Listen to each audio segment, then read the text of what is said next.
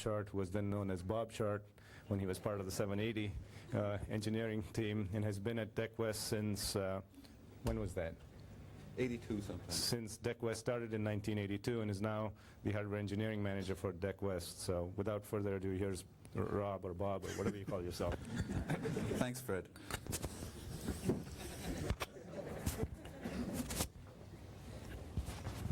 Does that work?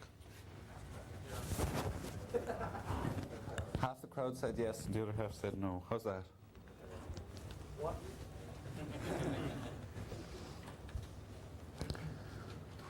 Well, this was Bob Stewart's idea.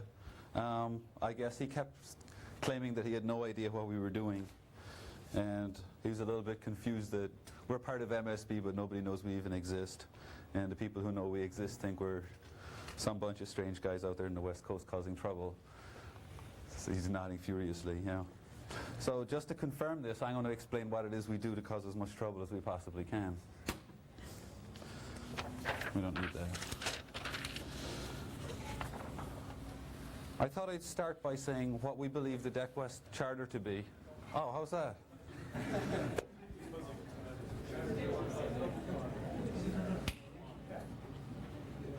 Better? Yes.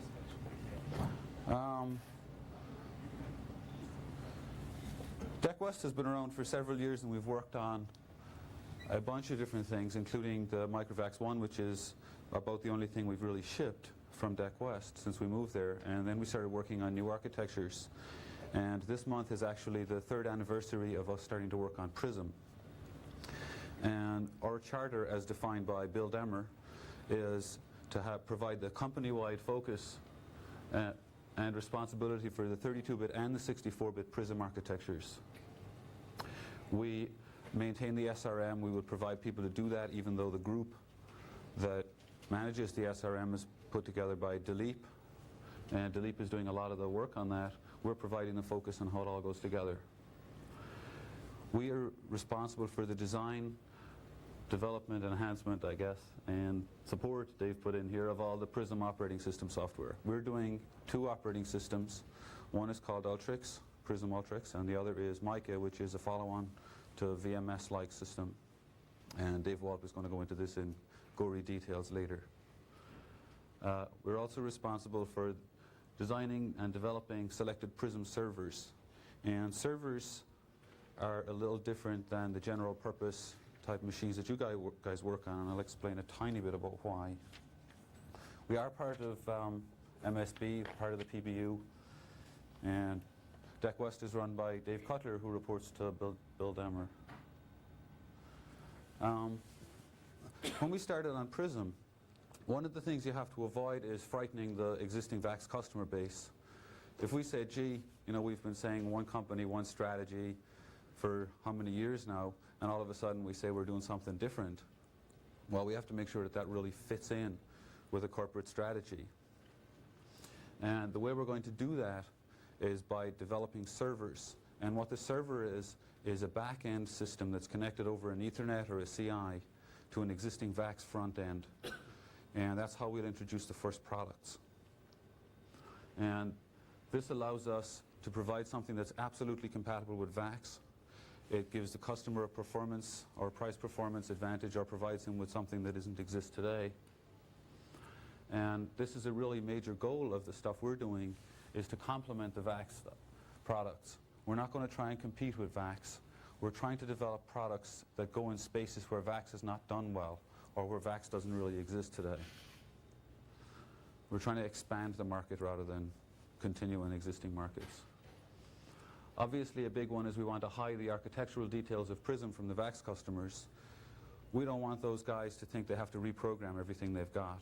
We've got 10 or 11 years of VAXes out there, and there's obviously a lot of software written for that.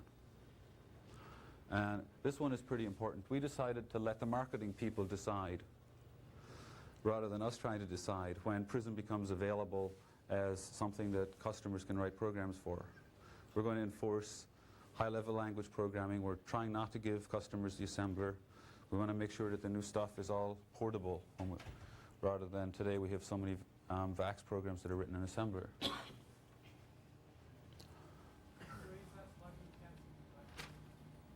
like so.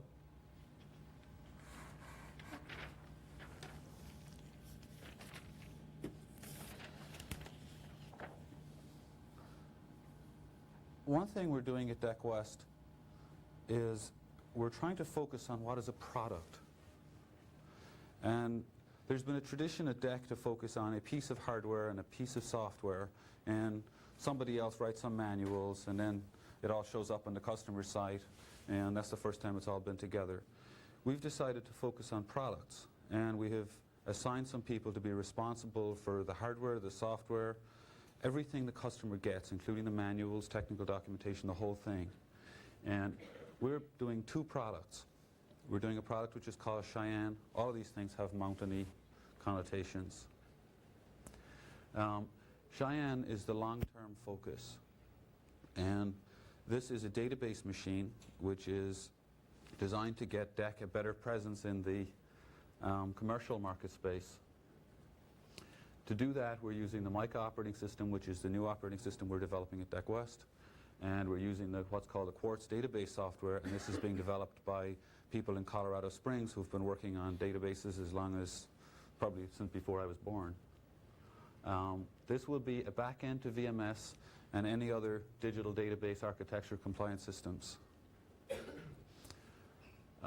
high performance.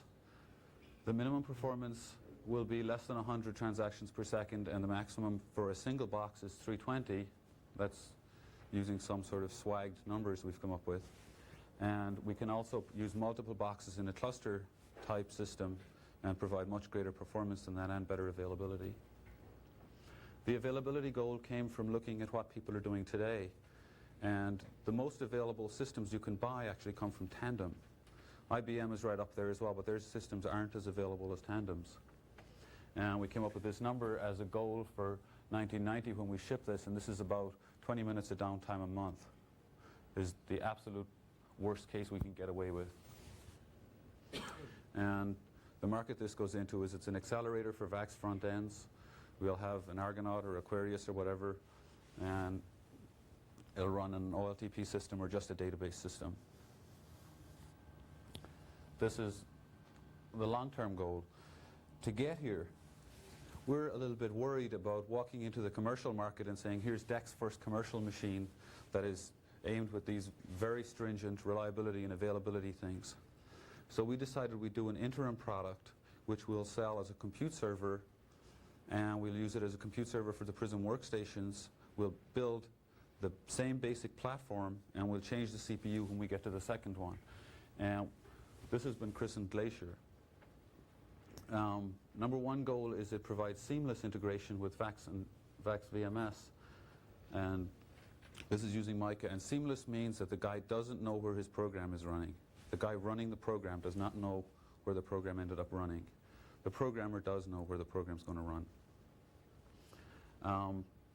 We're going to use this as a back-end for Unix workstations. And that's Unix, that's not Ultrix, where it could be anybody's workstation. It's an absolute goal to be compatible. Somebody can put a Sun system and connect it to an Ethernet, and we'll try and run his program. We said that.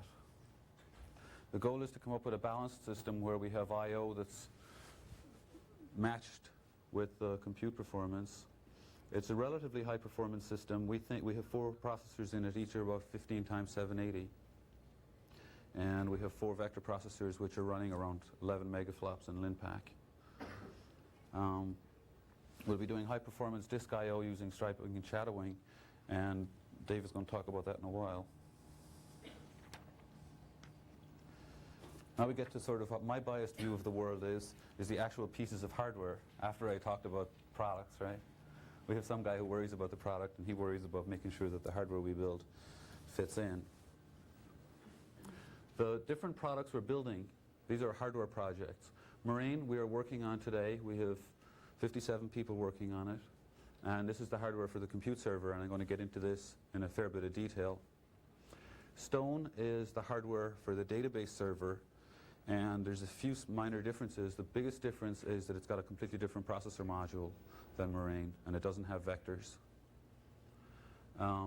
Rock is a follow-on multiprocessor that will have lots of processors in it, and it's going to share the yet unknown platform that's being done in Boxborough. The emulators, we built a bunch of modified Microvax 1s to run PRISM code on, and we have about over a dozen of those which the software people use, and we actually have a version of the operating system running on those today. They have plenty of bugs in them, but we'll fix them all someday. The other thing that just turned into a product recently is this thing we've been calling Pebble. And this is an XMI processor module, and this is going to be the CPU module for the Osprey workstations being done here by Sassus Group. We're also doing a fairly large collection of diagnostics, and we've been working on these for a long time. We have a PRISM diagnostic monitor which is specified and is not finished. We have a PRISM instruction test which is almost completely done. And we have a multiprocessor exerciser. Big goal of these machines is to use decomposing and that sort of thing, and we really need tests to make sure that works. So we have a multiprocessor exerciser. The other one is we have a user mode exerciser similar to UETP on VAXs today. We have what we call the fault management package, and I'll talk a tiny bit about that in a while. And we have infinite I/O devices to write tests for.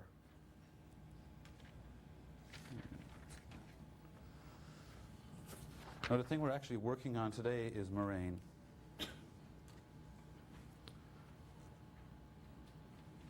This is a common platform where the platform is the power, packaging, memory, and I/O system, and the backplane, hopefully. We're building this on a crossbar because we wanted higher performance than we could get from one of our existing buses, and we also wanted to add in some reliability, availability features which didn't exist in the XMI, and which are a requirement in the next market we move into. This is a 9-slot crossbar, and fully connected means any node can talk to any other node at the same time. For instance, a node can talk to itself, and that's really nice if you want to do loopback testing and isolate to FRUs. We have 1 to 4 processors. The processor module has vector unit on it. We have 1 to 4 memory modules, and with 1 megabit chips. Those are 64 megabytes modules. We have 2 14-slot XMIs, and the reason there's 2 of those is to try and get the huge amount of disks that the database people believe they need. And a goal, Bill Demmer told us he didn't want to hear MTBF numbers in hours anymore. He wanted to see it in years, so we said 1. The idea is to be greater than a year MTBF for the kernel system. The performance of this thing for a single processor is 15, and if you multiply that by 4 you get 60 FOPS, but reality I think will end up being a little tiny bit different on the 60 end. We have 48 megaflops peak per vector unit, and I heard Gordon Bell describe peak vector performance really well by saying this is a number we will not exceed. Our LinPack is running at around 11 megaflops today, and we've done quite a bit of performance modeling. I'll mention that in a minute. The memory bandwidth is very high. We've put a lot of work into making a high bandwidth memory system. We have 4 memory cards, and they can talk to 4 different processors at the same time, and we end up with approximately 360 megabytes of memory bandwidth. We have 100 megabytes per second of I/O bandwidth if we can ever get XMI devices that can use that. We have 2 XMIs, and we can run both of those into a common switch, which can, the other side of the switch is 100 megabytes a second.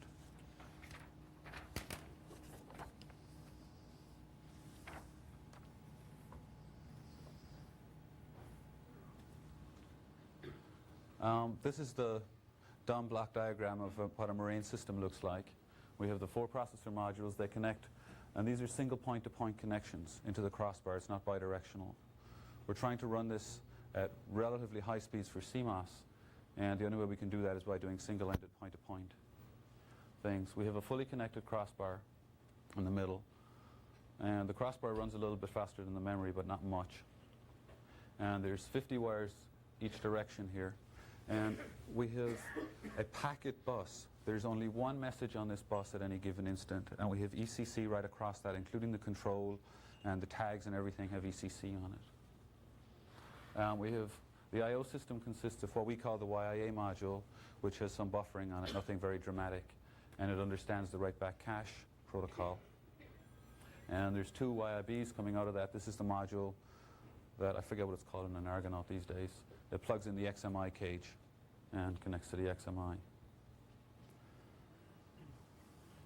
One thing that we've been asked to do is build a dual processor module, CPU module for this to make an 8 processor system. And I told them we'd assign all the spare people we've got to it.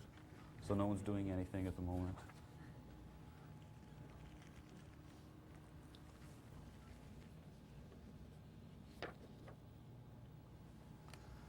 This is what we're building this from. We've learned a lot since we moved to DECwest, and we've backed off a little bit on trying to use the newest and greatest of every single thing in the world. We've been watching Jim Groshwell fairly carefully and decided to use nothing that's really unusual anymore. It's just too much hassle. We can't do it. Everything we're using has been done before in some form or another. The one thing that hasn't been done, like an example, is doing double-sided surface mount on an extended hex module. And we have some test cases run on that, and it looks like it's feasible, but no one has got that in volume today. It's that sort of problem we're dealing with rather than trying to get brand new technology into the corporation. Building it all out of CMOS. We're using the custom CPU, FPU, and it's the vector register and floating point chip from Rigel Land. And the microprism CPU went to PG last week, so they're actually going to go build one. We're using the 1.5 micron standard cell parts from the SBG group in Hudson, and we're trying not to use very many of those because they don't have a lot of capacity. But one case where we have to use them is those are the only things that have pads that the microprism chip can talk to, which I think is maybe not the best idea in the world, but they have custom pads on the output of the microprism chip, and you can't talk to it without using those custom cells on the other end. And we're using the 1.5 micron LSI Logic C-gate gate arrays in several different varieties. We're not choosing anything greater than the 129K parts. We're using 16K by 4 RAMs at 15 nanoseconds. You can buy them today. And we're using 64K by 4 RAMs at 25 for the vector unit. And those are the limiting factor in the vector unit cycle time. We're doing everything in single chip packages plugged on modules, no fancy multi-chip anything. The packages we're using are the 224-pin 25mm package and the 164-pin 25mm package. And all of the rest of the devices are in 50mm parts. We're using polyimide modules. We decided to get out of the polyimide versus various forms of glass warrants. They will use polyimide and we'll pay for them. Using extended hex modules. In fact, we've got the Argonaut module cover and we've modified it a tiny bit. We're using the Argonaut 400 signal connector. I thought it was 536. Somebody told me it was 400 the other day. There's 536 pins on it. And one thing we're doing that's significantly different than anything that's been done in DEC before is we're putting active parts on the backplane. And the reason we're doing this is because of the pinning that goes into the crossbar. And this is an interesting issue more in sort of culture and the way we've always done things than in the reality of things. The backplane people don't put active parts on and they don't know how to test them. But we've been working with Canada on that, and it looks like it's going to work. And other such companies like Sequent can do it with their 10 million a year or whatever. Just a few quick technical details.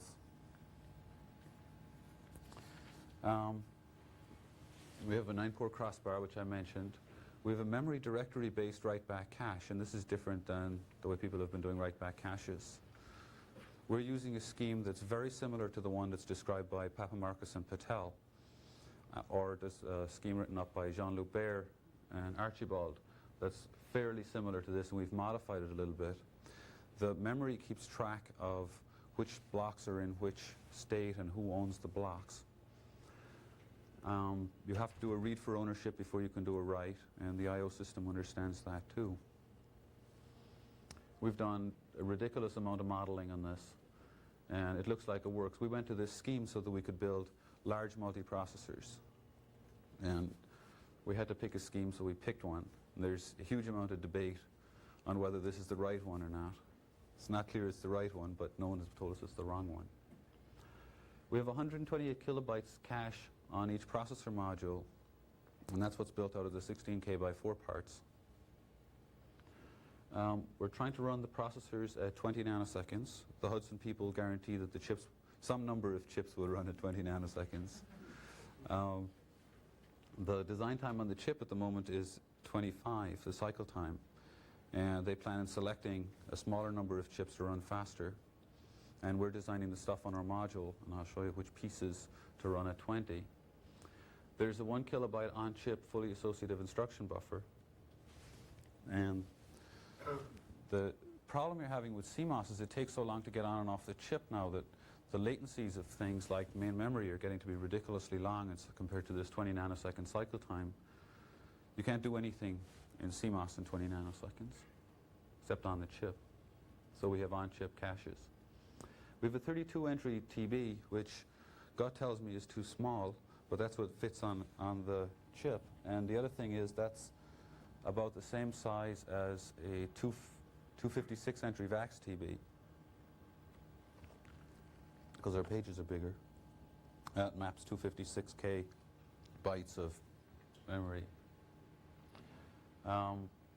The chip is a 32-bit chip, but we have a 64-bit interface to the cache. The bus coming in and out of the chip is 64 bits. And it's a 64-bit time multiplex bus. We have 4 gigabytes of physical address space.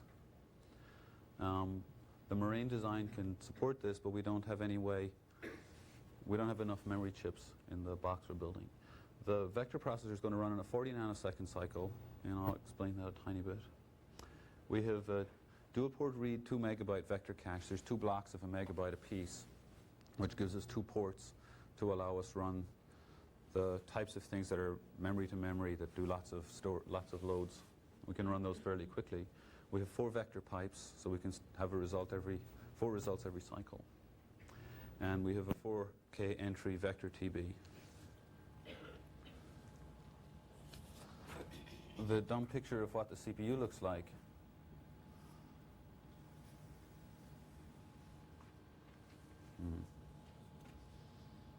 Let's do this. The thing that's unusual about this all fits on one extended hex module. And it's a ridiculous amount of stuff to fit on a module, but that's obviously the right way to build it. We tried to partition the design so that we could have functional FRUs, field replaceable units, in case the thing breaks. And we end up with things that run on different cycle times on this module. So we have 3 separate clock domains. There's a clock domain which lives down here, which consists of this chip and some of these chips and the back ends of these chips that runs at the cycle time of the crossbar, which is 40 nanoseconds a cycle. The other end of this piece up here runs at a 20 nanosecond cycle time, but it takes us several cycles to access this cache, obviously, because the CMOS output drivers are like 6 nanoseconds. They're pretty slow. The CPU and floating point chips are tied together on a bus called a PDAL, and that goes into 2 different SBG ASICs that do the cache control, where the cache RAMs are connected on. The floating point unit has the bus that goes to the vector unit, and this is called a VIB bus. And on the Rigel module, that goes on the cable over to the next one, and on ours it goes into the vector controller. And the vector architecture is not easily seen from this picture, actually, but we have the memory interface, which is here. We have 2 copies of address generators to run vector instructions which use memory. They operate on the caches. There's odd and even quad words in these caches. And then we have two cache control parts. And we have 4 pipes. This is the vector register set. And each of these we have like vector register bit 0 would be here, 1 here, 2 here, 3 here, and then back up to 4 here. So we can get 4 results in a cycle. And the startup time for these is fairly long. So we're looking at ways to make our next one faster.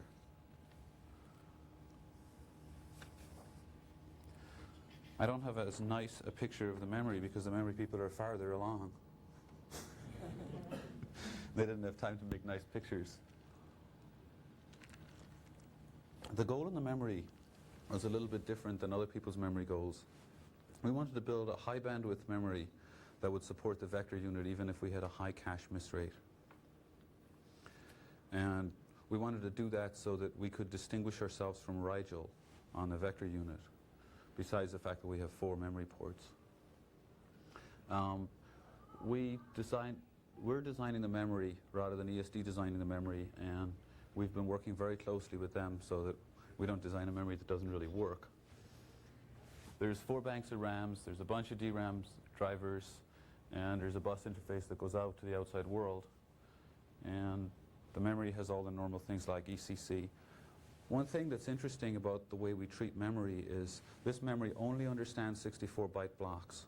All the reads are 64 bytes and all the writes are 64 bytes. And we've done quite a bit of modeling around that, and there are programs that it's too small, but boy, does it simplify the world. This memory does not know how to do read, modify writes, and things like that. ECC is on 128-bit boundaries.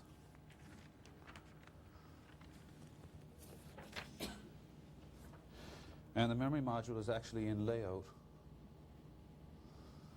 Extended hex module, double-sided surface mount. There's RAMs on the other side. There's none of the other ASICs on the back side of the memory.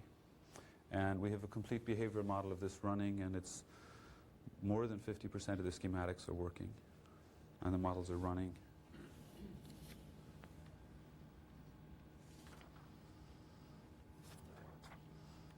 And of course, the I/O block diagram got lifted from the I/O spec, so it looks different again. The I/O system that we have to build for the database machine has to have high connectivity, reasonably high bandwidth, and low latency. There's a belief that the latency on some of our CI I/O systems today is too long for the large number of small jobs that are going to be going on in a database system. It's interesting when you get into this world of transactions and databases because the processes are very, very small. Nothing lasts for more than 2 seconds or you've got a really bad problem. And you can actually just drop a process on the ground and it doesn't matter. You don't have to tell anybody. The front end will notice that it never finished and send it again. And that's how failover works. You don't have to pick up the job and fail it over. You just time the thing out, the front end will notice it's gone and start it up on the other system. So it's kind of a different mindset than where we started to think about long programs that run for a long time. The I/O system consists of 2 modules. This is the module that lives in the CPU backplane, and it's got 2 ASICs on it that have the cache coherency stuff in it. They've got 28 block caches. They use the MMI. The MMI is our crossbar port. They use the XMI More protocol to prefetch on reads and also to prefetch ownership on writes. When the I/O is doing writes into memory, we have to read each word for ownership to make sure that you're not writing on someone's cache data. The I/O system also has the service processor console logic, and that's got a microprocessor in it and the absolute minimum piece of hardware we could put in there. There tends to be a sort of some desire for these things to grow and grow and grow. So we said you can have this corner of this piece and whatever fits on there, you can put it in there. There's a desire among CSSE people to have an external console where they take, I don't know, Pro 380 or Teammate or whatever it is these days and connect it onto these things. So we did supply an Ethernet. I have a problem with this. I just don't like this at all. They just want to write infinite programs that live in there, and I don't think that they add any value for the customer. And we're not going to use that in Moraine. We are going to use it for the database machine to run the SDD software on. These modules are very simple. They have some prefetching and they have an XMI corner. And we have a complete structural model of each of these running today.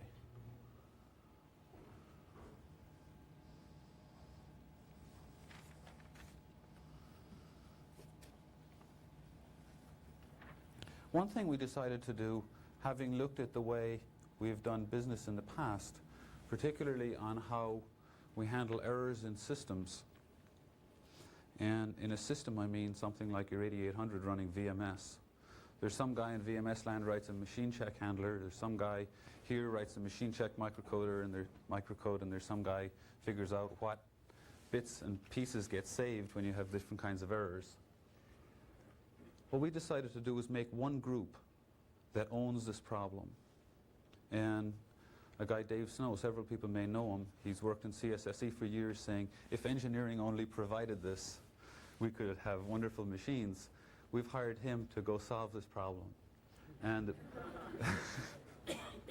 the people who work for him are all of the diagnostic group, the people working on the operating system, error logging, the people who are doing the error architecture for the operating system. They all report into him, and his job is to make sure that it's one cohesive thing rather than lots of separate bits. And a few of the things, the bottom line goal of this, of course, is when it breaks, isolate it to a field replaceable unit and make sure that that message comes out somewhere. We do have machines today that you can isolate to an FRU, but the message doesn't show up anywhere, which doesn't help much. Some of the things we've done is we partitioned the design to really help the isolation. And this caused some grief in some of the designers, but we just decided we were going to do it, and the design is really well partitioned on functional boundaries, not necessarily on the best boundaries, and that does cost some performance. We have self-tests on every single module, and we have pretty aggressive goals on how good that should be. It'll be interesting to see how close we can get. On the memory, we've designed state machines that actually exercise the memory, and they're running today. So we're doing fault grading on that using DECsim. This group is also responsible for understanding what has to be in the hardware error status registers.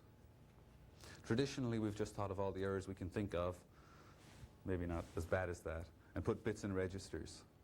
We tried to figure out what bits need to be there to isolate to a component and to a module. And the customer for this stuff is field service, or a customer itself. It's not manufacturing or anybody else. There's different ways of testing things in manufacturing. So we're trying to save all of the information we need to isolate the errors to a single module. We don't have microcode in PRISM, as Dilip hopefully talked about yesterday. We have EPICode, which runs through the real instruction buffering and real instruction decoding. And these guys own the EPICode error handling and the machine check code. They're also responsible for making sure that the operating system machine check routines fit together. They're doing an error architecture for the operating system, which is all the operating system errors that can be detected or handled in one way. There's not like 200 different kind of bug check messages that can come out of this thing. There's one error handler, or one method of error handling. The error logging belongs to these guys. The error analysis routines belong to these guys. What was that, Bob? I was wondering what the error message was. Something like, I just died, guess what happened? Probably a little bit more cryptic than that. Fatal bug check. You don't have to put anything else after that, do you? It just stops. And they own all the diagnostics and exercisers. What else are we doing?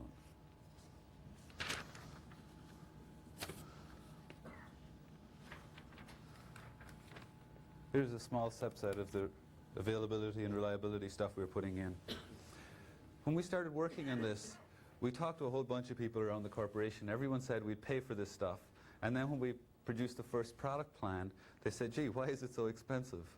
And we said, well, we've spent 20% on this stuff. And they said, you can't do that. That's ridiculous. Make it cheaper. Make it cheaper. So we went to Smith's staff and said, hey, do you want this stuff or don't you want it? It costs money. And eventually they said, okay.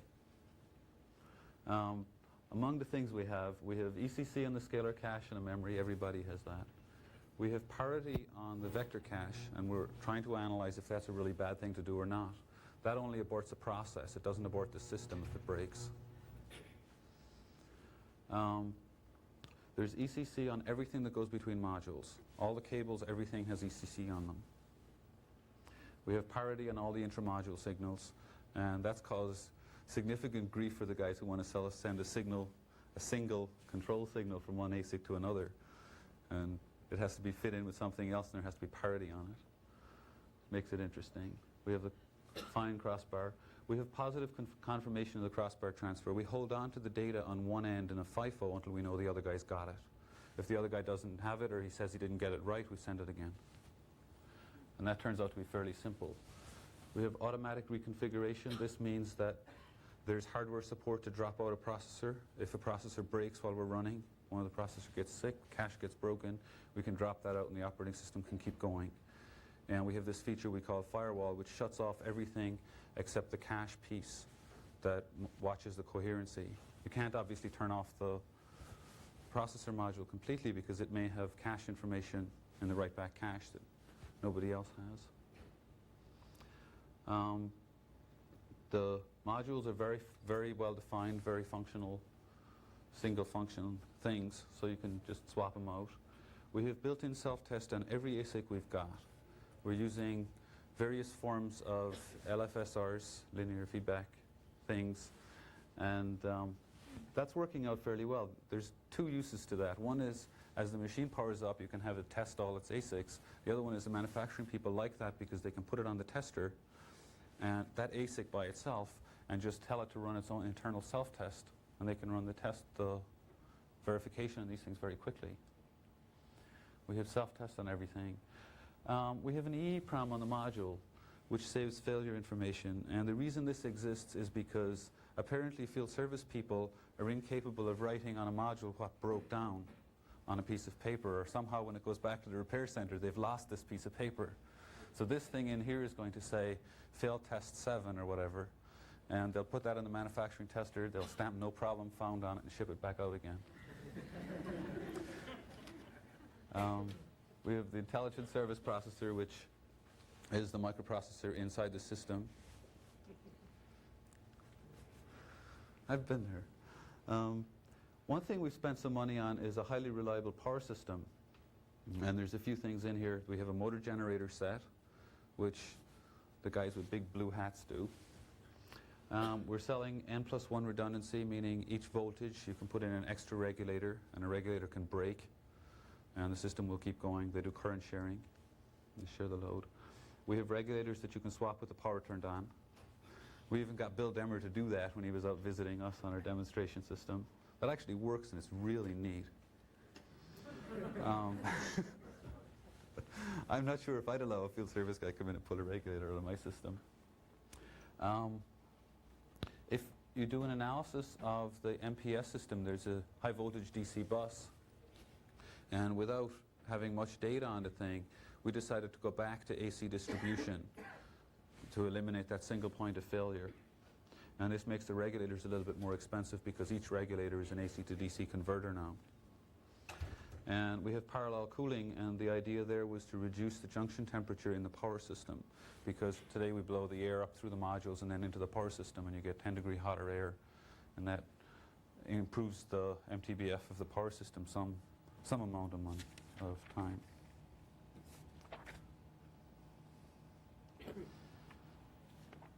I guess we're making a whole bunch of claims on what the performance of these things is, and we need to justify some of the work we've been doing, or some of the claims we've been making.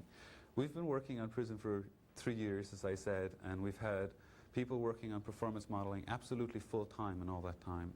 It's varied from being one person who's Pete Benoit, who a lot of people know, and to 3 or 4 people, to probably half a dozen people at one time when we were trying to understand the interaction between the compilers. We're using about 30 benchmarks that we've got selected, and a whole bunch of other code, which is sample decomposed Fortran programs and that type of thing. And that effort is just an enormous effort to really understand what things buy performance and what doesn't. We've done some of the traditional things like, gee, how big should the block size be? But a lot of this has been more the interaction between the hardware and the software rather than the interaction of the hardware itself. We work very closely with the compiler group. If you build machines like this with real dumb instruction sets, you have to have cleverer compilers. And the purpose of PRISM is to make real good use of the compiler. And the compiler code scheduler has a really detailed understanding of the hardware. It knows when you do an instruction, it knows when the result of that instruction will be available, how long it should take. It tries to schedule all the loads together and then start using them farther down in the loop. And it's amazing. We run a program and it's running 10 times 780. We go to the compiler people and say, gee, why are you doing this? And they tweak the compiler, and immediately it's 15 or more times 780. And this has been really great. I find this a lot of fun. The model we're running this on is an event-driven Pascal model, And that's a really detailed model. It's a lot more detail than you kind of need, I think. It has exact times in it for all the operations. It understands how long the microprism chip takes to do everything. It understands how many cycles it takes to access a cache, to get out to memory, all of that. So the model is running with exact times. And we got all the times from either analysis or from the behavioral models as the pieces get done. And we tweak it. We started out this simulate the modeling effort by using the emulators the emulators would generate a trace file, and we'd stick this trace file on the disk, and then we'd have the model eat the trace file. Well, the trace file started to get huge, and we discovered that the performance of the whole modeling effort was driven by how fast the disk goes around. So we modified the PRISM software simulator. We have a software simulator that runs PRISM programs. And it doesn't run very quickly, but it actually executes the program, and we feed that output from that simulator into the model. So we don't have to store trace files. We have a full multiprocessor model, and that includes the cache coherency. It understands how the write-back stuff works. It includes everything that's got in there. One thing we've been doing with it lately, which is really interesting, is the Mica has supposedly very efficient thread scheduling to run decomposed threads of things. And we've been running that on the performance model to understand how much sharing there's really going on, how much blocks are getting shifted from one cache to another. And we're actually tweaking some of the Mica stuff based on that. And we have a bunch of decomposed benchmarks. We have some people working full-time on applications and how do we get applications to work on all this. And these are some random numbers. No claims to representations are made by anybody. A very interesting one is we have two versions of Hanoi we run. This is the iterative one, and this is the recursive one. The recursive one ends up being that much faster. These are times 780. The recursive one is that much faster because PRISM has a much more efficient calling standard. It's got a low overhead call and a high overhead call, and this is small enough to use the low overhead call so you don't push as much stuff on the stack that you don't need. Raise the slide, please. Raise the slide.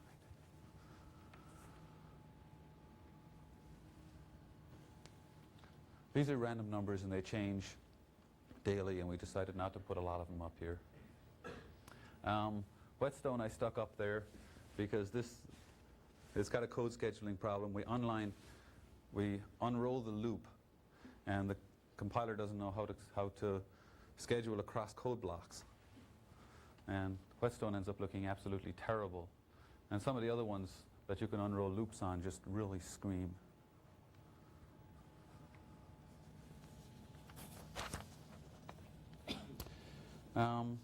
What are we putting this in? A box, I guess. We're part of the new corporate cab definition effort. We're putting the machine in a 60-inch high corporate cab. It's going to be a tubular welded steel structure, which is different than the riveted systems we make today. And there's a couple of reasons for that. It gets extra rigidity, and it also helps the EMI RFI problems. We have two cabinets. One has the CPU, the memory, and the XMIs. The other is the famous front-end cab with a motor generator set, a battery backup, and the AC input. I don't particularly like having two cabs, but I didn't have a better idea. And everyone beats on the poor packaging guys because it's too big. We're using mass flow cooling.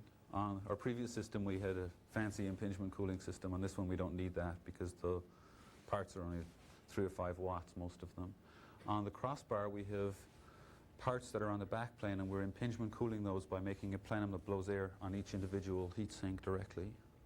We're doing that because it ended up to be fairly convenient. No serial cooling means we don't blow air over something, heat it up, and then blow it on something else. We took the Argonaut card cage design and modified it a little bit. We took the Calypso XMI card cage and stuck it in there and found some brackets to hold it on. SIAG is this German company, and they're doing the power supply rack for us, which is a rack that they plug into. It's got the backplane in it. We're not doing the power system backplane or anything. And cabling is an absolute disaster area, trying to get out 140 disk drive cables, and it just looks terrible no matter how we do it. And wanted cabling experts.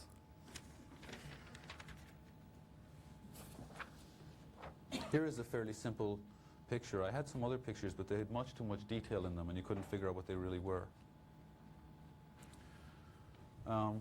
Tubular steel, welded together. Front end cab has the battery backup and the motor generator set.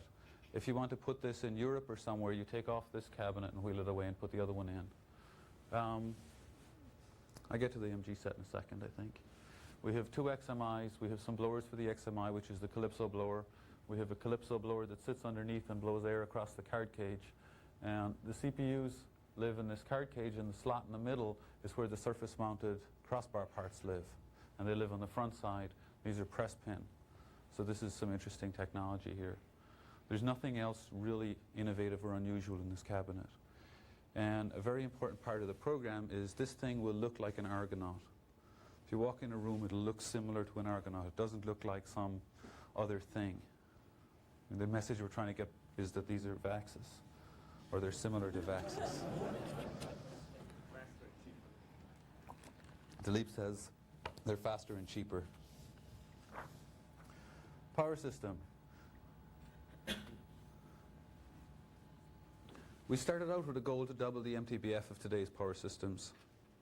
I don't know where that goal came from, except when we looked at the MTBF of the system, we discovered that half of the failures were in the power system. And that's not where we wanted half the failures, because people do make very highly reliable power systems. We decided we'd spend some money on availability. This was the hardest thing we could get across to the marketing people. They want all these features, but they're not clear to pay for them. We have a power system model that was developed jointly by SEAG, the German company we're dealing with, and AMP and Rogers, and some of our people, that does a complete model of the power system right through the whole thing. It's got an AC high-frequency model of the CPU module and the memory module, because we have severe DIDT problems. And that backs up into the back of the regulator, and the back end of the regulator that drives the bus bars, and we model that whole thing as a piece to understand what the inductance of the whole thing is, and that it doesn't do things like resonate and generally break. And that turned out to be just a humongous amount of effort. We started out with one guy writing a SPICE model for this, and it doesn't work like that. We have an external vendor, which is these German guys called SEAG, which is a subsidiary of Brown Boveri Company, and they're doing the regulator module for us. We have one field replaceable unit for all the voltages that supplies the 3 volts and the 5 volts. And that's just one part. You plug it in, it programs itself when it plugs into the backplane. And there's some keying to make sure that it doesn't not get programmed right. It's an N+1 system, I mentioned that before. It's hot swap. The way that works is the regulator has a couple of clips on the side. You just pick the regulator up, clip it on this slide, slide it in, and then bolt it up. And there's some connectors that SEAG has actually designed for one of our prime enemy competitors.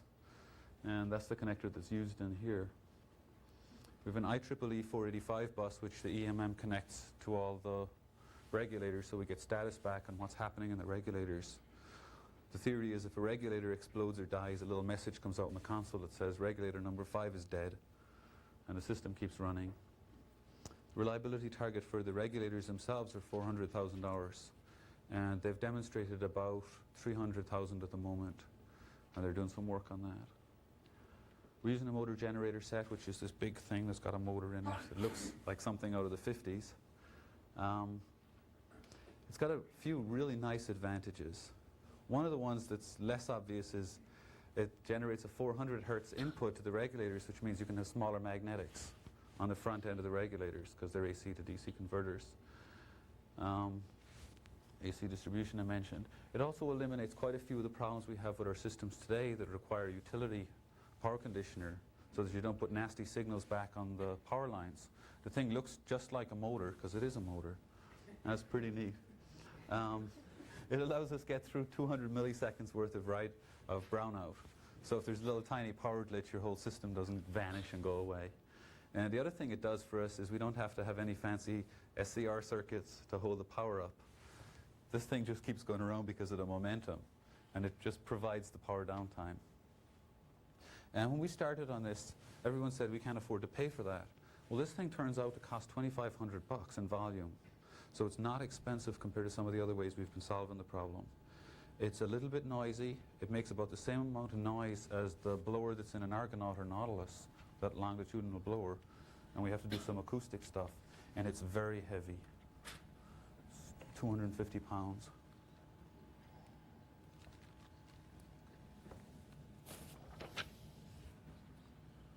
Other things we're doing.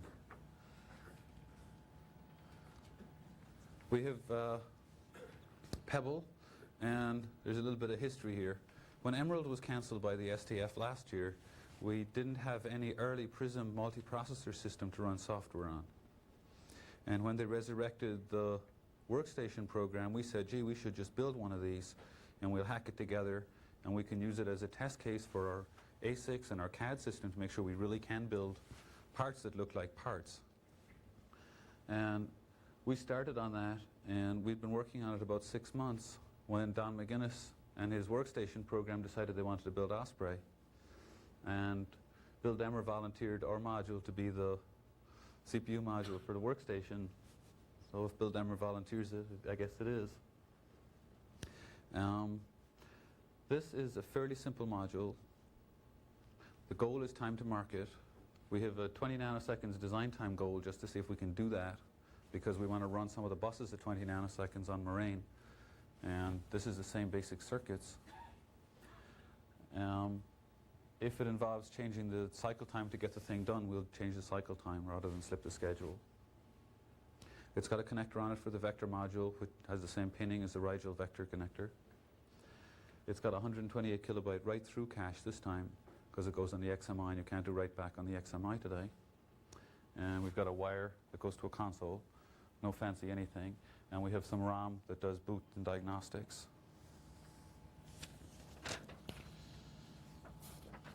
Very simple picture.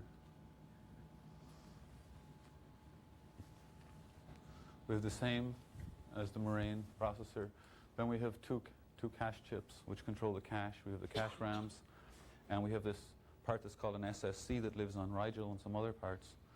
That's the support chip, and that controls the EEPROM and the console terminal and that sort of thing.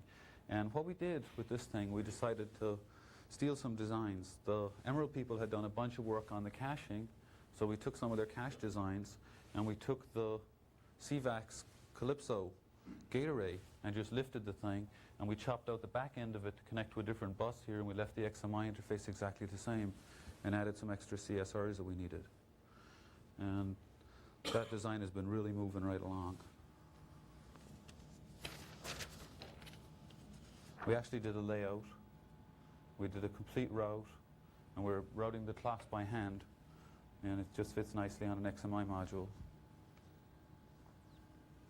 There's some thermal problems in this with the way the CPU and FPU are put together. Another thing we're doing is called Stone, which is the processor for the next level, the higher availability, higher data integrity system. And this uses the CMOS 3 microprism chips, which don't exist at all. The other ones just don't exist at all. This requires very high data integrity. One of the things in the database market is they would much prefer your system to stop than to store a wrong answer. And IBM claims to sell 100% data integrity, that they will never store a wrong answer.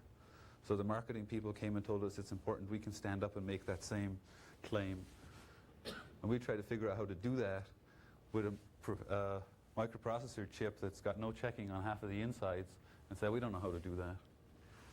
The CPU module is the only difference from Moraine.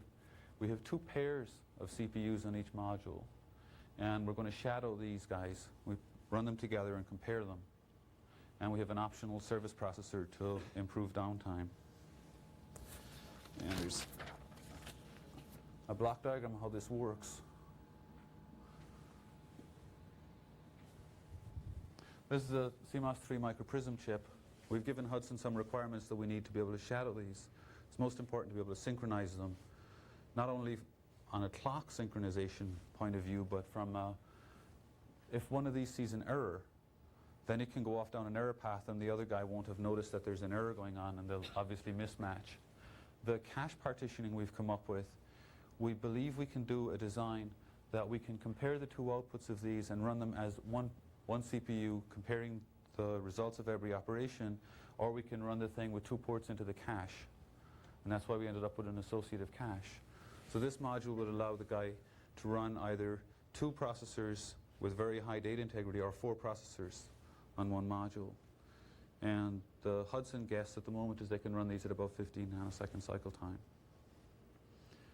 And there's a debate going on at the moment whether we will put the floating point on chip or increase the size of the on chip cache. And if we increase the size of the on chip cache, what we'll do is we'll put a cache of the last n results in the floating point chip to improve the latency in the floating point operations. And this connects to the exact same chip on the processor module. And this is the same bus that we've got today. And the caches became 4 times bigger because 64K by 4 parts became available.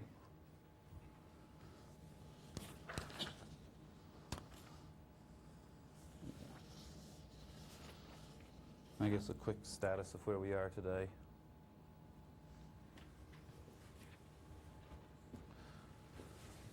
The Pebble, which is the XMI one, we have one ASIC is 100% structural. We're running instructions from the XMI. The behavioral model is done. We're getting through the schematics on the cache, and we did that backwards. We did the control logic first because everyone was afraid it was never going to work. And we're doing a lot of modeling. On Moraine, the CPU behavioral model is getting there. The vector model is behind because we changed the design significantly to add an extra port. The memory behavioral model is running. The I/O stuff is nearly running. The crossbar schematics are done. We've done a lot of SPICE modeling on that, and we're going to go for an ASIC on that and do some measurements on one of our test cases. The first pass power system design is done. These German guys are really interesting to deal with. You write them a spec, give them money, tell them you want it on November whatever, and they bring back a power system. And you plug it in and it works. It's a new concept. We have an EMM which we've designed our own because it connects to the CAG power and it's a little bit different. That's in layout today. The package, the major parts of the package are out being fabricated and they're getting done. Stone, we've figured out what we need to do to the chips to make the shadowing work, and we've done a partitioning and a feasibility on that that actually can make the design we want work.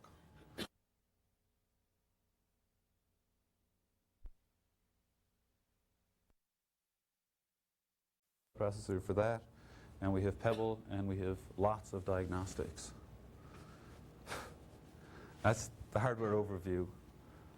Dave Walt was going to talk about software. Is that going to happen right this minute? Let me take a few questions, then we'll take about a 5-minute break, and then we'll have Dave start at, say, 3:30 or so. So let's take about maybe 5 or 10 minutes worth of questions.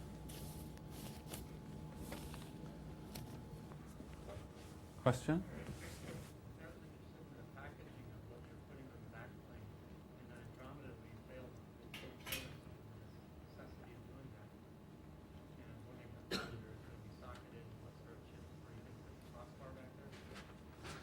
The question is, how are we doing the packaging of the backplane? And on Andromeda, they failed to convince CSSE it was a good thing to do. The parts on the backplane are surface mounted. They're not on sockets. We've done 2 things. One is we're blowing a lot of air on them. We believe they're very highly reliable. In fact, the calculation shows we'll have to change about 4 backplanes over the life of the product. We've put a lot of stuff in to help isolate problems, so that when there's an error in the system and the field service guy can't figure it out, usually he just swaps the backplane to see if that works. You might think I'm exaggerating, but we've watched them fixing machines in DECwest, and they just swap it if they can't find anything else. So we've put a lot of work into trying to isolate it to get away from that problem. And the other thing we've done is we've tormented the poor mechanical guys into figuring a way of being able to swap a backplane very quickly. And it looks like it takes about an hour to swap a backplane, which is a lot better than today's systems. Hey. I'm interested that in all these very detailed figures, you've come up with one very high-level figure, 320 transactions per second. As long as you mention it, how does that compare with major competition? the goal on the thing is kind of interesting. How to answer that? There's a huge market for transaction processing.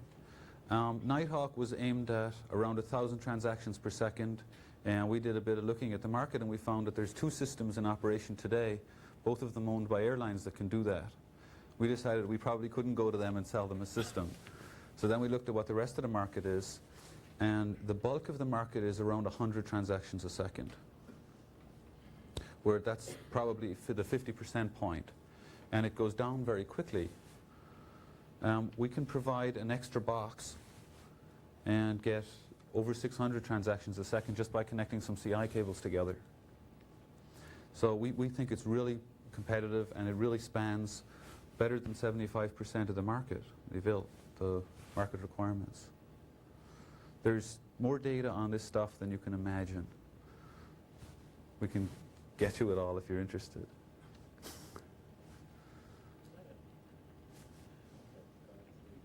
Any other questions? Hey.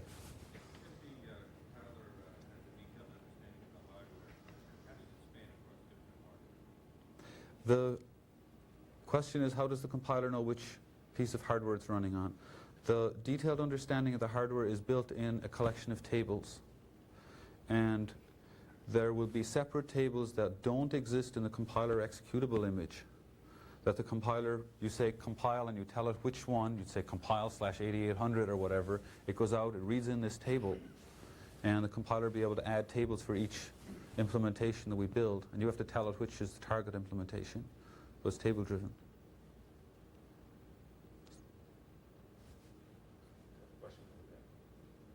Farrell.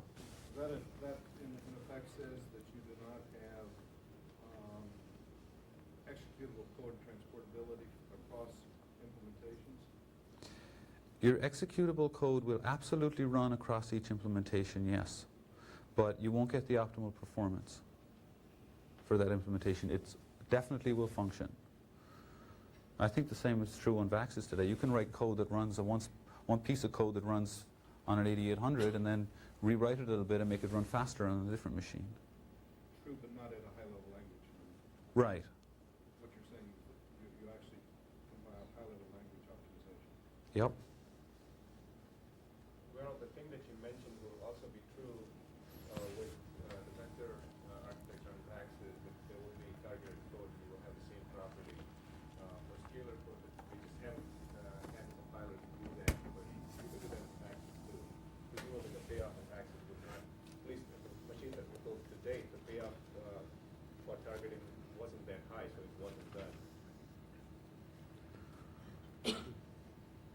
That's it?